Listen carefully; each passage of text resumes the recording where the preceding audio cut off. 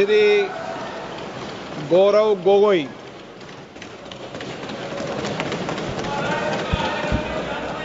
आदरणीय अध्यक्ष महोदय, पहले तो मैं आपका संरक्षण चाहता हूं। जब आदरणीय मंत्री महोदय बोल रहे थे, आपने विपक्ष से किसी को भी पॉइंट ऑफ ऑर्डर उठाने का अवसर नहीं दिया। मंत्री महोदय बिना किसी पॉइंट ऑफ ऑर्डर के बिना उन्होंने अपनी बात रखी। वही संरक्षण आप मुझे दे, मैं वही अपेक्षा करता हूं। मंत्री महोदय ने अपनी पूरी बात रखी, आपने उनको कुछ नहीं कहा। उन्होंने राजनीतिक आरोप लगाए, उन्होंने हाउस को मिसलीड किया, आपने सुना। वही संरक्षण। एक बात है गौरव जी, आप हमेशा सदन पर ये कैसे आरोप लगा सकते हैं कि आपने उनको कुछ नहीं कहा? मैंने फिर कहा आपको, इस सदन में, प्लीज बैठिए, इस सदन में संसदीय व्यवस्था के अनुसार सबको समय आवंटित होता है। आवंटित दल का माननीय सदस्य अपनी बात रख सकता है। जब मैंने व्यवस्था दे दी कि कोई माननीय सदस्य बोलेगा, उसके बीच में आज शून्यकाल पॉइंट ऑफ ऑर्डर नहीं दिया जाएगा तो नहीं दिया जाएगा। माननीय गौरव गोगोई जी। अध्यक्ष देखिए, शुरू हो गया सर। आप दे रहे अनुमति, आप अनुमति दे रहे हैं सर। आपने हमें अनुमति दी, आपने अनुमति दी हमें। एक मिनट बैठिए। हमारे सर, इन्होंने हम शांति से सुनेंगे। अरे सुनो ना, ये अपना भाषण देने से पहले इन्होंने मिसलीड किया बोला। आप सब ये कोई तरीका सर? एक मिनट बैठिए। माननीय मंत्री जी, नहीं, एक मिनट बैठिए।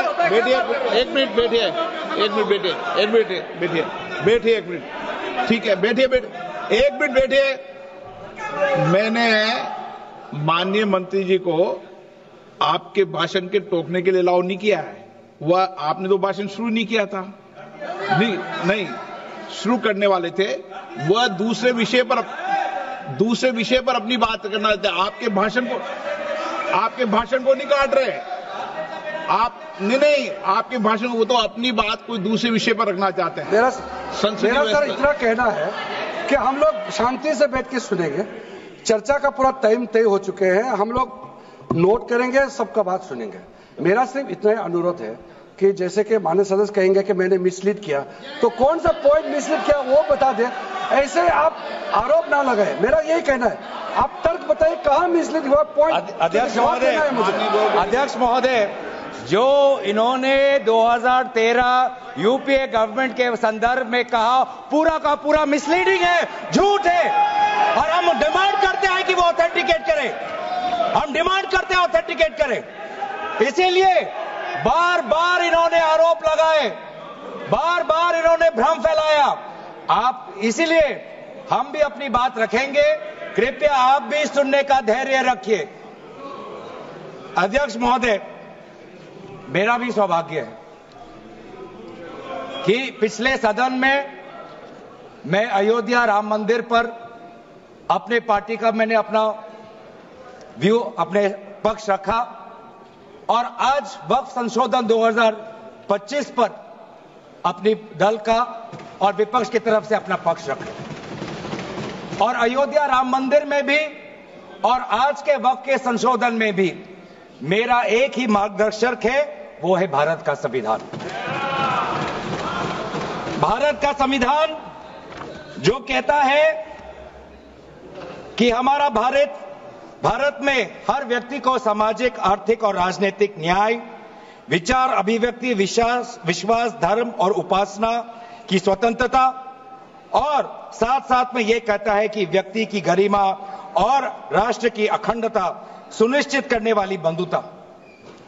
ये बिल आज इस संविधान के इस जो मूल जो ढांचा है उस पर आक्रमण है।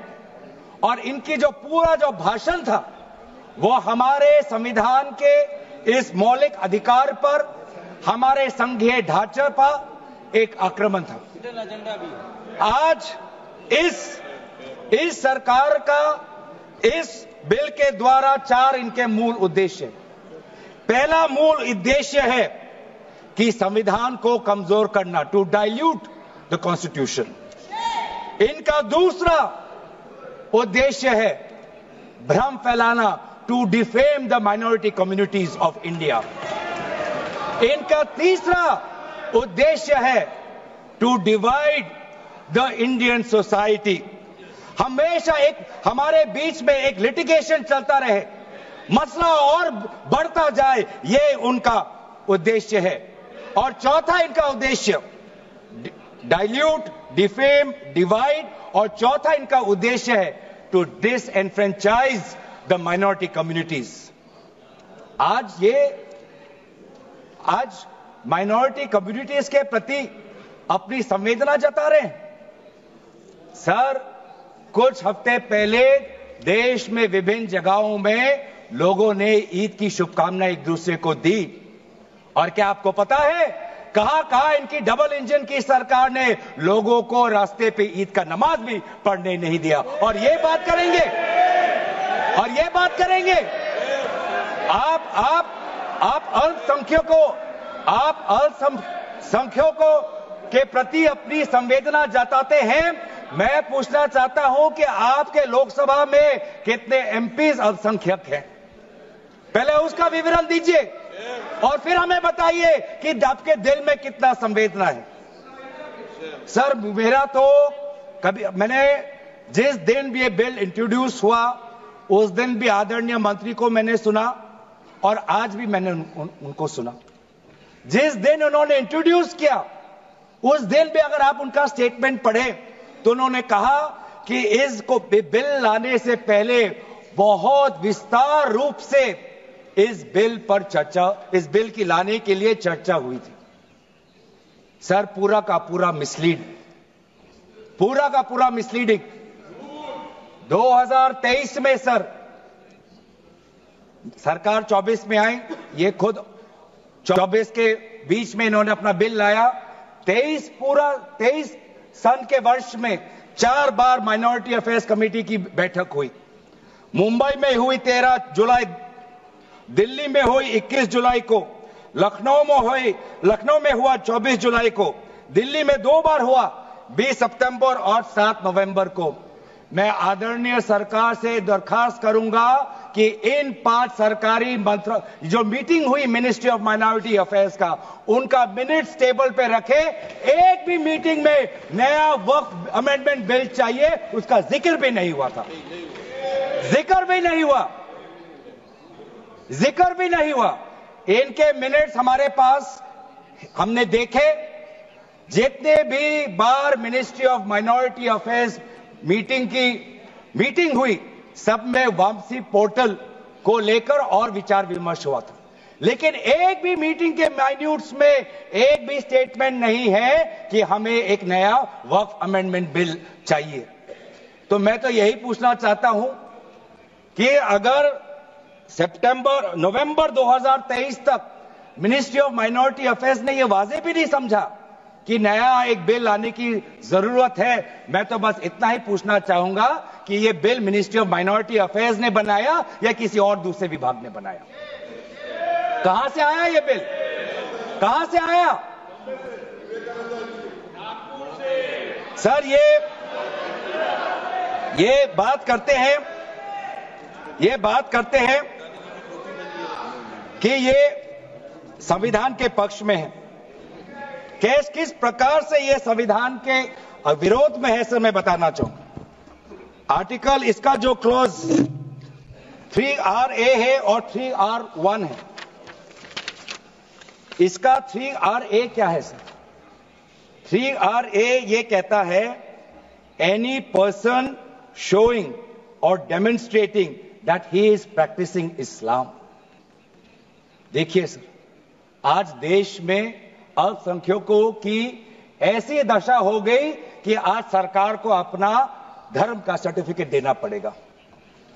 कितने दुख की बात है कि भारत नहीं है, क्या बात कर रहे हो, हिंदू थोड़ी है। भारत एक सनातन धर्म का एक देश, 7000 पुराना, उससे भी पुराना ये देश, जिसमें हर धर्म और हर संस्कृति, हर परंपरा को हम सम्मान करते हैं। आज सरकार को ये हमें सर्टिफिकेट देना पड़ेगा कि हम किस धर्म को हम विश्वास रखते हैं।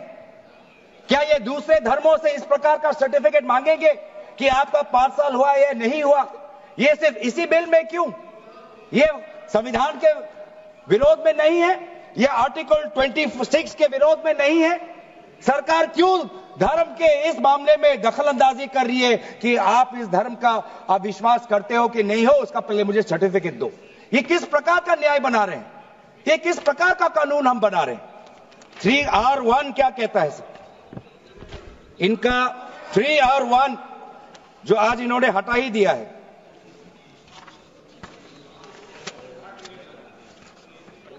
R1 कहता है a work by user, but such work shall not cease to be a work by reason only of the user having ceased, irrespective of the period of such session. ये इसके हटाने की क्या जरूरत थी सर? ये हमारा बार बार विभिन्न जजमेंट के द्वारा ये पूरा वर्क बाय यूजर और इसके बारे में विभिन्न जजमेंट आए हैं सर। दिस एक जजमेंट पढ़ना चाहूंगा। M. Siddique, Ram Janmabhoomi, Muslim law does not require an express declaration of a waqf in every case. The dedication resulting in a waqf may also be reasonably inferred from the facts and circumstances of a case or from the conduct of the waqif. तो ये बार बार ये सब विभिन्न judgement के द्वारा वक्फ और ये जो पूरी इनकी जो परंपरा है, विभिन्न जजमेंट ने ताकत दी और आज यही विभिन्न क्लॉजेस के द्वारा जजमेंट्स को भी और हाईकोर्ट के ताकत को भी ये कमजोर कर रही है। सर पहले वक्फ क्या है ये भी हमें समझना चाहिए। Waqf means the permanent dedication by any person of any movable और immovable property for any purpose recognized by the Muslim law as pious, religious, charitable. Sir आज ये क्या कहना चाहते हैं कि वही व्यक्ति जो प्रैक्टिसिंग इस्लाम कर रहा है 5 साल के लिए वही आ सकता है, जो इनका 3RA है और जो सेक्शन 104 था। आज इन्होंने सेक्शन 104 हटाने के पक्ष में कहा, लेकिन सेक्शन 104 यही कहता है कि कोई भी व्यक्ति वक्फ कर सकता है। तो यही तो हमारा सेक्युलर नेचर है कि कोई भी व्यक्ति अब वक्फ कर सकता है। अब ये जो अधिकार है एक व्यक्ति का, आप उस अधिकार को आप क्यों छीन रहे हो? सिर्फ ऑप्टिक्स सर, इनको बाहर दिखाना है कि हम ये बहुत बड़ा काम कर रहे हैं। क्या इन्होंने कहा कि क्लॉज 9C में ये कहते हैं कि 2 महिला को हम ये इंक्लूजन कर रहे हैं? ये पहले भी था सर। अगर आप 1995 एक्ट पढ़े तो ये पहले भी था, उसमें ये भी था कि 2 से ज्यादा सदस्य महिला हो सकती थी। इन्होंने तो 2 पे ही कैप कर दिया। ये पहले से ही था, ये सिर्फ दिखावा। और इनका 3R4 में जो ये विशेष रूप से विडो, डिवोर्स वुमन और ऑर्फन की बात करते हैं, ये पहले भी था सर। ये पहले भी जो 3R है जिसमें वेलफेयर की उल्लेख है, उस वेलफेयर एंड अदर पर्पसेस में window, divorce woman and orphan पहले से ही उसमें समा जाता है। लेकिन इनको भ्रम फैलाना है, इनको भ्रम फैलाना है कि वर्तमान का जो एक्ट है वो महिलाओं के खिलाफ है। इनको भ्रम फैलाना है कि वर्तमान में महिलाओं को कोई भूमिका नहीं मिलती, ये इनका काम है। लेकिन कानून में सर पहले से ही ये सारे प्रावधान है, वो चाहे किसी विधवा का संरक्षण हो या महिलाओं को और समर्थन देना हो। सर रिफॉर्म की बात करते हैं सर, इनका क्लॉज 33 में जो रेवेन्यू आना चाहिए वो रेवेन्यू उन्होंने घटा दिया। पहले 7% का एक रेवेन्यू फॉर वक्फ बोर्ड आता था, आज इन्होंने 5% कर दिया, गिरा दिया। क्यों गिराया? क्या आप नहीं चाहते कि वक्फ बोर्ड और अच्छी तरीके से चले? आप नहीं चाहते कि उसमें नई टेक्नोलॉजी आए? अगर कहीं खामियां हुई भी है, माना कि कोई भी कानून इस देश का, कोई भी कानून परफेक्ट नहीं है, कोई भी कानून परफेक्ट नहीं है, माना कहीं कहीं प्रदेशों में खामियां हैं, वो चाहे केरल में हो, आंध्रा में हो, कर्नाटक में हो, पंजाब में हो, दिल्ली में हो। लेकिन सर आप चाहते हैं कि वो वक्फ बोर्ड, वक्फ ट्राइब्यूनल और अच्छी तरीके से चले, और ये चाहते हैं कि वक्फ बोर्ड वो और कमजोर हो, और इसीलिए जो रेवेन्यू वाला क्लॉज है 7% से 5% इन्होंने घटा दिया। मेरा सुझाव, हमारे तरफ से यह सुझाव है कि 7% से 5% घटाने के बजाय आप 7% से 11% और इस रेवेन्यू को और इंक्रीज करिए। आज ये बात करते हैं कि ये रिफॉर्म्स ला रहे हैं। क्लॉज 26 पढ़िए sir, section 52A, section 52 clause 26। Clause 26 में क्या लिखा है?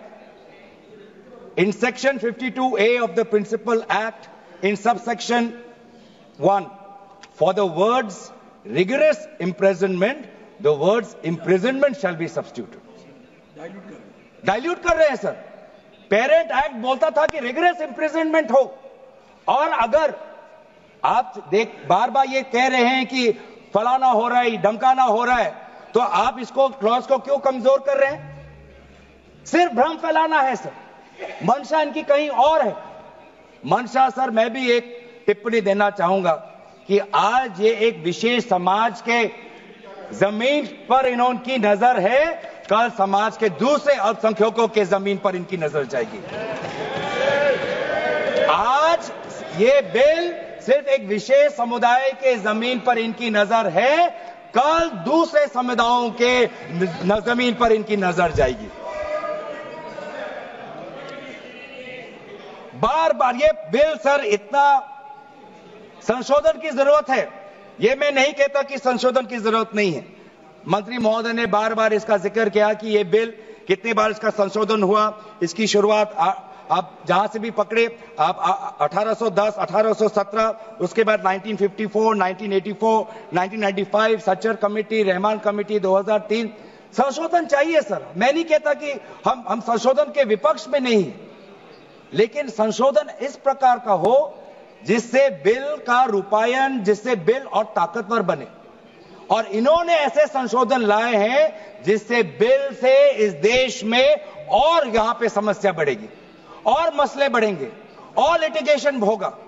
सर ये इनका क्लॉज 40A पढ़िए सर। इनका clause 40A, section 107, on and from the commencement of the Waqf Amendment Act 2025, the Limitation Act 1963 shall apply to any proceedings.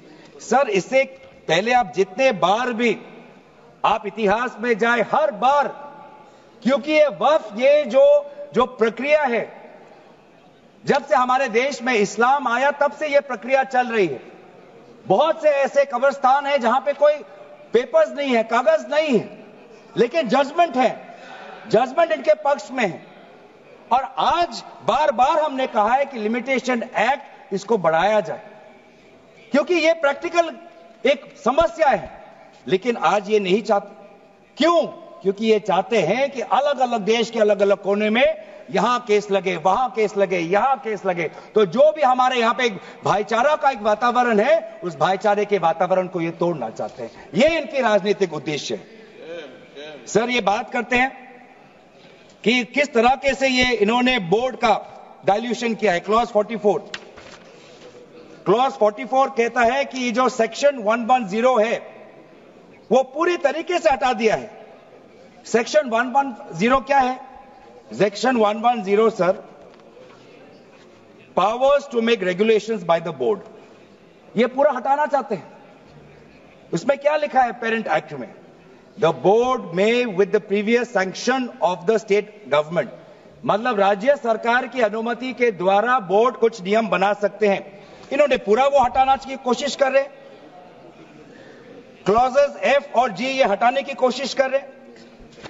राज्य सरकार की पावर्स या ये कम करने की कोशिश कर रहे हैं।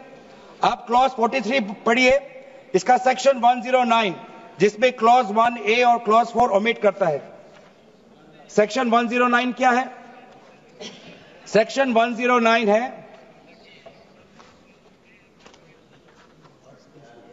Power to make rules, the power of the state government to make rules. इसमें भी आप ये कटौती लाने की कोशिश कर रहे हैं। क्लॉज 1A, क्लॉज 1A क्या कहता है? Other particulars which the report of the survey commissioner में कंटेन अंडर क्लॉज F। इसमें स्टेट गवर्नमेंट सर्वे कमिश्नर के पक्ष में कुछ नियम बना सकता है, वो पावर आप हटा रहे हैं। Clause 4, the manner of election of members of the board by means of a single vote, आप ये हटा रहे हैं। इलेक्शन की प्रक्रिया आप हटाना चाहते हैं और आप रिफॉर्म की बात करते हैं। सर आप ये देखिए 83(9), आज बार बार ये एक भ्रम फैलाया जा रहा है कि हाईकोर्ट का कोई भूमिका नहीं है। एक भ्रम फैलाया जा रहा है कि जो वक्फ का जो ये एक ट्राइब्यूनल का जो ऑर्डर आता है वही है, उसके बाद हाईकोर्ट पावरलेस है। ऐसी बात नहीं है। आप पेरेंट एक्ट पढ़िए। आप पेरेंट एक्ट में अगर सेक्शन 83 पढ़ेंगे, पेरेंट एक्ट में सेक्शन 83(9), उसके बाद क्या लिखा गया है? provided that a high court may on its own motion or on the application of the board or any person aggrieved call for and examine the records relating to any dispute and may confirm or reverse the decision. ये power high court में parent act में है ही 2013 के संशोधन के बाद। तो क्यों बार बार आप ऐसा एक भ्रम फैला रहे हैं कि हाईकोर्ट का कोई रोल नहीं है? अगर कहीं अन्याय हुआ है, अगर कहीं अन्याय हुआ है, चाहे दक्षिण में हो, उत्तर में हो, उत्तर पूर्वांचल में हो, पश्चिम में हो, तो सेंट्रल गवर्नमेंट के पास वो पावर्स हैं। सेंट्रल गवर्नमेंट के पास under section 97 of the parent act आपके पास पावर है कि कहीं अगर नाइंसाफी हो तो वो आपके पास सेक्शन 97 के द्वारा आप स्टेट बोर्ड को आप डायरेक्शन दे सकते हो। मैं पढ़ूं 97।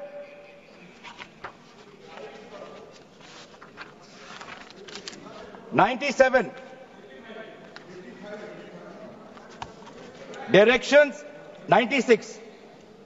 96 for the power of the central government to regulate secular activities of OCF.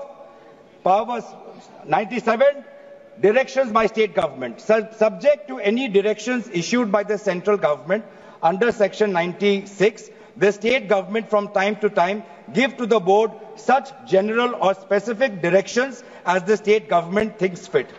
मैं जानना चाहूंगा, आपके बहुत जगह आपकी डबल इंजन की सरकार है, बहुत जगह आपकी डबल इंजन की सरकार है, कहीं कहीं आपकी सहयोगी दल की भी सरकार है। आपने पिछले 10 साल में कितने बार इस सेक्शन 97 का आपने इसका इस्तेमाल किया?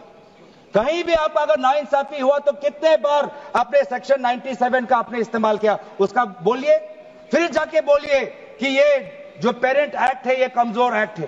पूरी ताकत दी हुई है। अगर कहीं गलती हुई है, कहीं सुधारना है, हमारी संवेदना है, वो चाहे केरला में मवम की बात हो, संवेदना है हमारी, पर आपके पास भी वो ताकत है। आपने कितने बार इस ताकत को आजमाया? सर आज आप देखिए कितनी दुख की बात है। सेक्शन 64 क्लॉज 29 64 ये एक्ट सर क्या लिखा है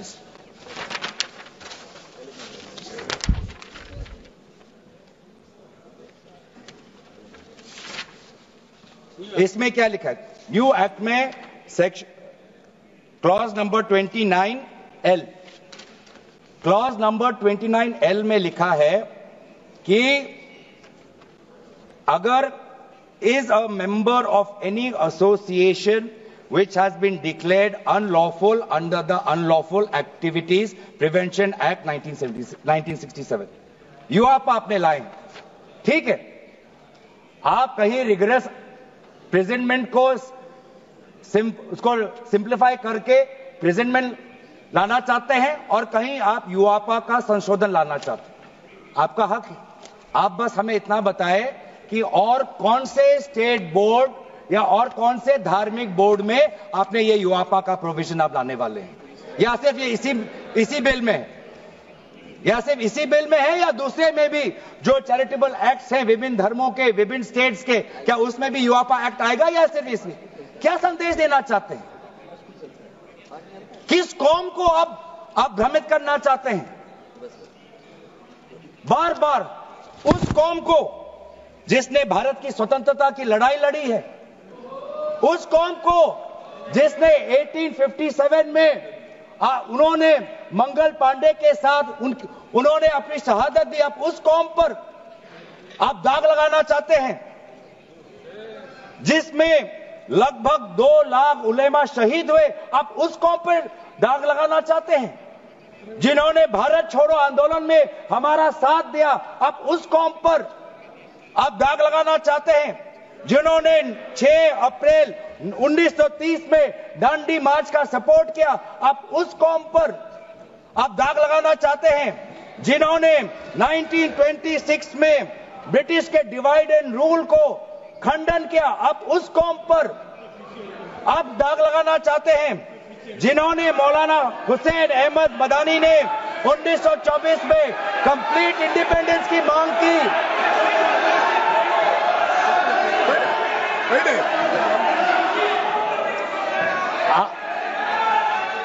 जब आप लोग भारत छोड़ो आंदोलन का समर्थन नहीं कर रहे थे, उस कौम ने भारत छोड़ो आंदोलन का समर्थन किया। जब आप लोग अंग्रेजों को मर्सी पिटीशन लिख रहे थे, वो माल्टा में 3 साल और इजिप्ट में उन्होंने शहादत दी। आप किस कौम पर दाग लगाना चाहते हो? जिन्होंने 1924 में जिन्ना के 2 नेशन की थियरी को पूरी तरीके से नकारा, आप उस कौम पर लगा रहे हो।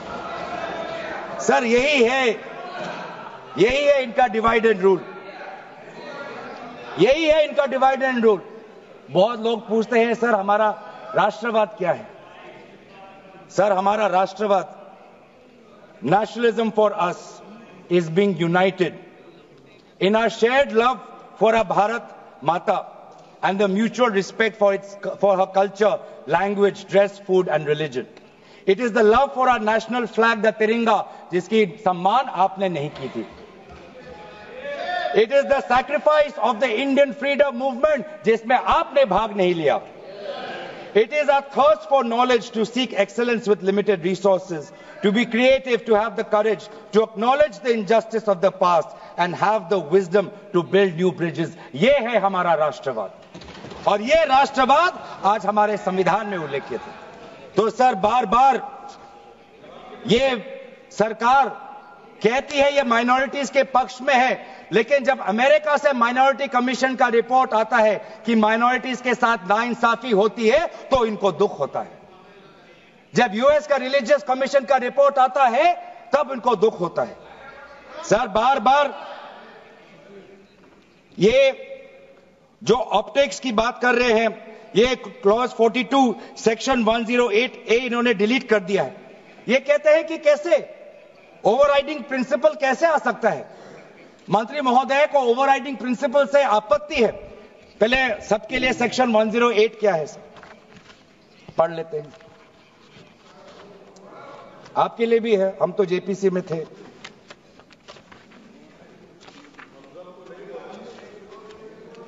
और सर जेपीसी में भी सर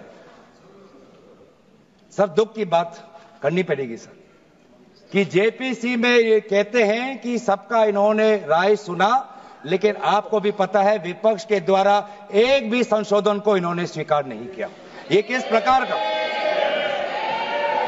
हमने भी बहुत से जेपीसी देखे हैं सर, ऐसा जेपीसी नहीं देखा जहां पर क्लॉज बाय क्लॉज डिस्कशन भी नहीं हुआ सर. पूरी तरीके से वोटिंग हो गई. एक मिनट माननीय सदस्य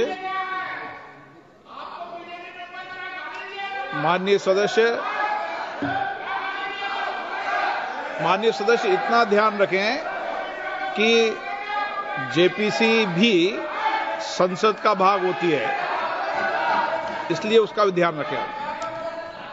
सर इन्होंने जेपीसी की बात की. अगर इन्होंने ये नहीं करते कि जेपीसी में बहुत विस्तार रूप से चर्चा हुआ तो मैं भी नहीं करता.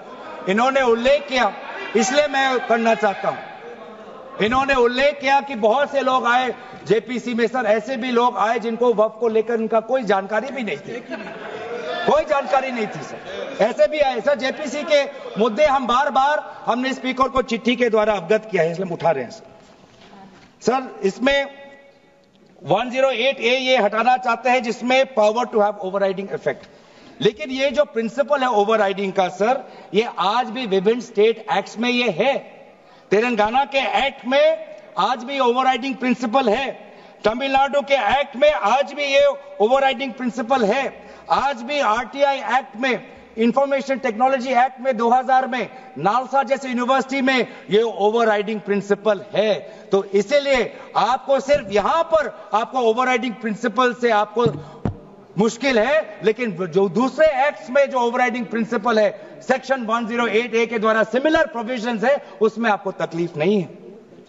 सर मैं भी अपने जैसे इन्होंने हमारे कुछ दोस्तों को सलाह दी, मैं भी इनके कुछ दोस्तों को सलाह देना चाहता हूं। सर क्लॉज 40A सेक्शन 107 जो लिमिटेशन एक्ट जो हटाया गया है, सर आंध्र प्रदेश के एक्ट में ये लिमिटेशन एक्ट ऐसा ही एक लॉ है जैसे पेरेंट एक्ट में है।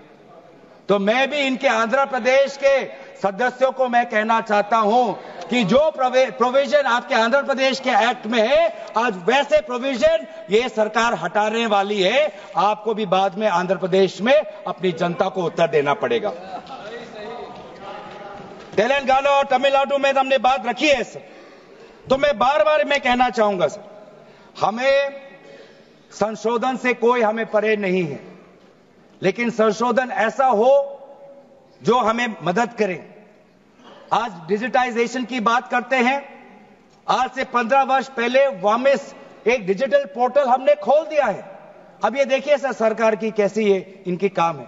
डिजिटाइजेशन फिलहाल अभी चल रहा है, डिजिटाइजेशन हो रहा है, पर माना कि डिजिटाइजेशन वामिस में कुछ खामियां हैं, उसको वामसी में, तो आप उसको ठीक करिए।